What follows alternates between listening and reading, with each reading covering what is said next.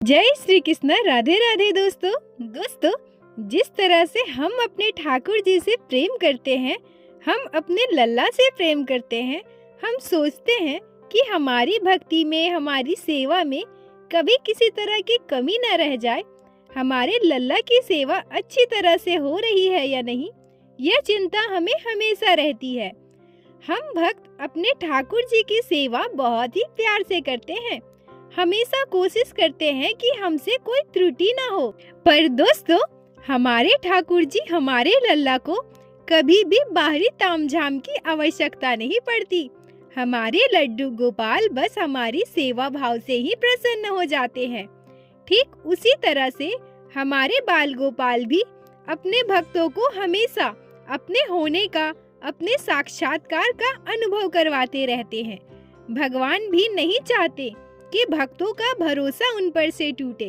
भगवान कभी भी अपने भक्तों का भरोसा टूटने नहीं देते। अगर हम सच्चे मन से, सच्चे दिल से भगवान की भक्ति करते हैं तो हम यह हमेशा महसूस करते हैं कि भगवान हमारे साथ ही है। जिस तरह से भक्त अनुभव करते हैं कि भगवान हमेशा उनके साथ है, ठीक उसी तरह से भगवान समय समय पर अपने भक्तों के साथ लीलाएं करके उन्हें हमेशा यह एहसास दिलाते हैं कि वो भी हमारे साथ हैं। दोस्तों, आज ऐसी ही एक प्यारी सी लीला कथा मैं आप लोगों को सुनाने वाली हूँ, जिसे सुनकर आप लोगों को बहुत अच्छा लगेगा। किसी गांव में एक ब्राह्मण परिवार रहा करते थे। ब्राह्मण परिवार का पैतृक काम उन्हीं के गांव के मंदिर में श्री कृष्ण और उनके बाल स्वरूप लड्डू गोपाल दोनों की सेवा करना था।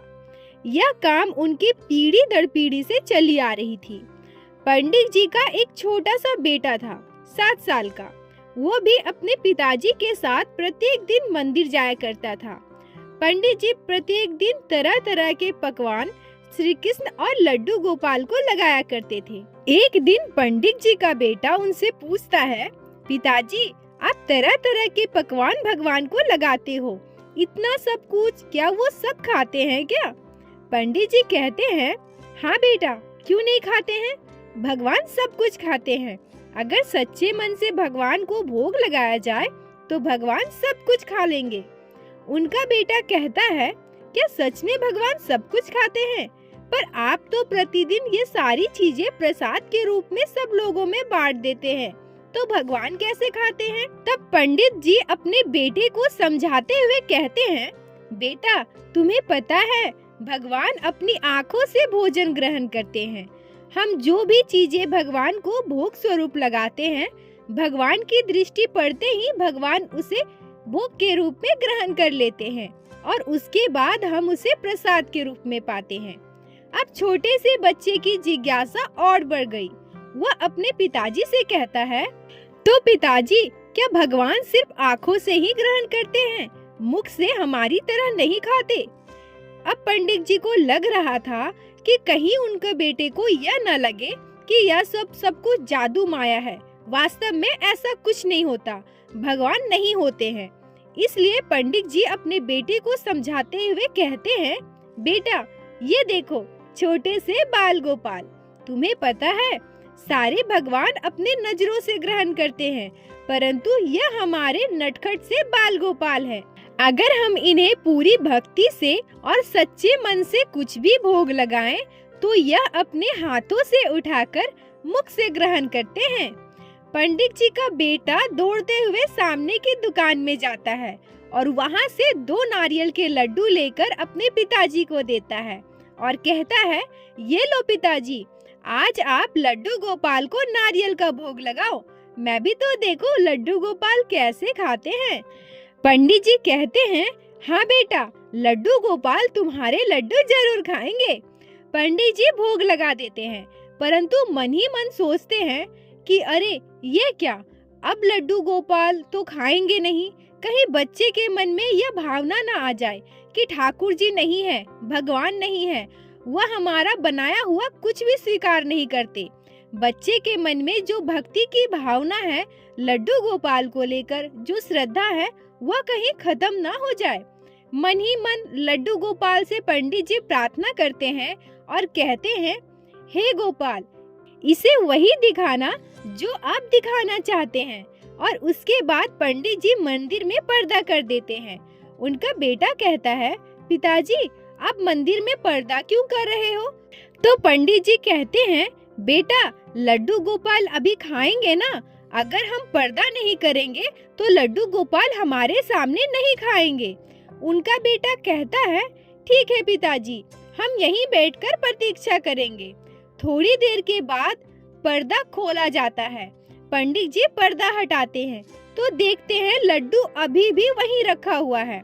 उनका पुत्र दौड़ता हुआ जाता है और कहता है, पिताजी पिताजी लड्डू गोपाल ने मेरे दिए हुए लड्डू खा लिए हैं ना? पर वह जाकर देखता है कि लड्डू अभी भी वहीं पर रखे हुए हैं। बच्चा उदास हो जाता है।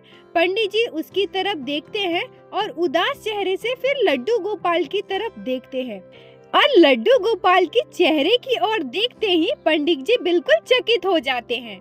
वह देखते हैं कि लड्डू गोपाल के कपड़ों पर और उनके मुख पर नारियल के लड्डू के छोटे छोटे कण लगे हुए हैं। तभी पंडित जी की नजर नारियल के लड्डू पर दोबारा पड़ती है।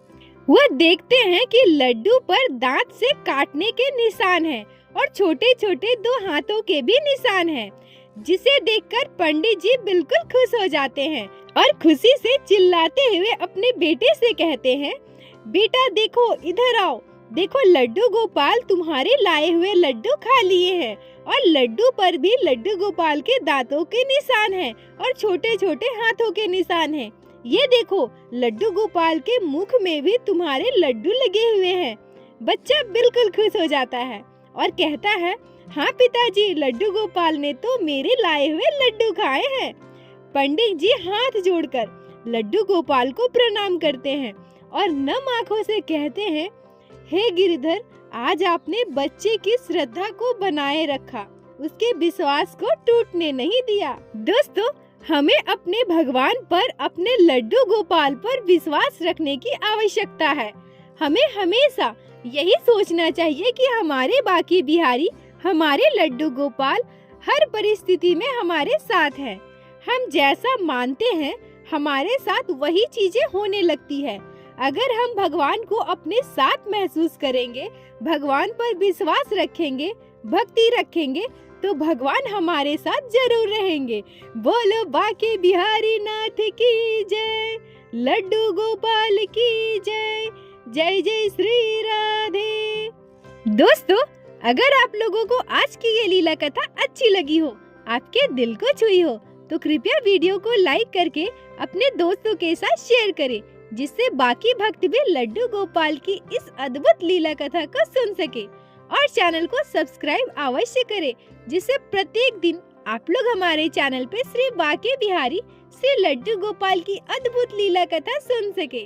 दोस्तों, अगर आपके जीवन में घटी हो कोई भी चमत्कारी घटना, या लड्डू गोपाल ने कभी भी की हो कोई भी लीला, जिसे आप हम सभी के साथ शेयर करना चाहती हैं, तो कृपया हमें इंस्टाग्राम पे मैसेज करें। हम आपसे कांटेक्ट करेंगे और उस लीला कथा को हमारे चैनल पे बाकी सारे भक्तों के साथ शेयर अवश्य करेंगे। राधे राधे दोस्तों।